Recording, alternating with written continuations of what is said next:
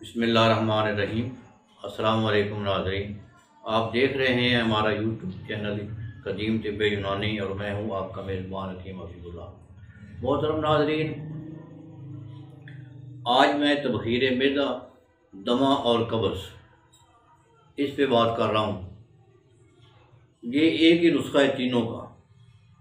इससे दमा भी जाएगा, ये दमा बलगमी, खुश्क दमा नहीं, बलगमी दमा ख़त्म हो जाएगा, रेशा खारिज हो जाएगा और कब्ज़ भी इसी नुस्खा से टूट जाएगी। और तबखीर मैदा जो बनती है, ऊपर को गैस जो चढ़ के दिमाग को ख़राब करती है, वो भी ख़त्म हो जाएगी इंशाअल्लाह चंद रोज़ के इस्तेमाल से। तो देखें, ये जो सन्यासाना नुस्खे होते हैं ना, ये कदीमी जो नुस्खे आ रहे हैं, वल्लाह आलम कितने कितने 100 साल से ये नुस्खे आ रहे हैं, तो इनमें बड़ी महारत दिखाई गई है। बड़े बड़े वो लोग समझदार थे जो हमें ये गाइड करते थे, ये नुस्खा आगे भेजते थे, देते थे। वो नुस्खा सदियों बाद सीना बसीना हमारे पास भी पहुंच गया। तो आज वो नुस्खा दे रहा हूँ जो आप इस्तेमाल करेंगे तो इंशाल्लाह खुश हो जाएंगे। तो नुस्खा ज़रा नोट कर लें। तुम्मा खुश्क 125 ग्राम, तुम्मा खुश्क 125 ग्राम। इसके जो है ना बीज निकाल लेने हैं। बीज निकाल के 120 ग्राम, क्योंकि बीज जो होते हैं ना वो फिर पेट में मरोड़ डालते हैं। हरीड़,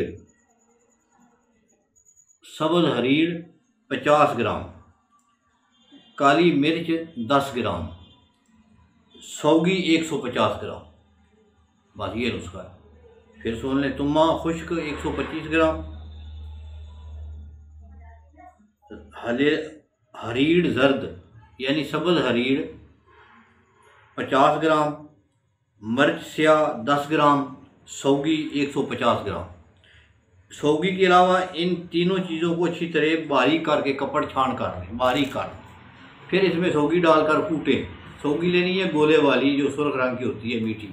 अच्छी तरह कूटेंगे तो ये गोली बनने के काबिल हो जाएगा। चने के बराबर इसकी गोली बना लें। पानी डालने की ज़रूरत नहीं है क्योंकि सौगी आ गई है ना। तो चने बराबर गोली बना लें। एक गोली रात को पानी के साथ दें। रात को सोते वक्त, रात का खाना थोड़ा खाएं और सोते वक्त दे लें। तो ये दमा, खांसी, बलगम, रेशा, तबखीर मैदा, गैस, कब्ज़, हर चीज़ को इंशाल्लाह ये ख़त्म कर देगी चंद दिनों में इंशाल्लाह। पहली खुराक से ये फाका आना शुरू हो जाएगा। ये नुस्खा बनाएं और दुआओं में याद रखें। अस्सलाम वालेकुम।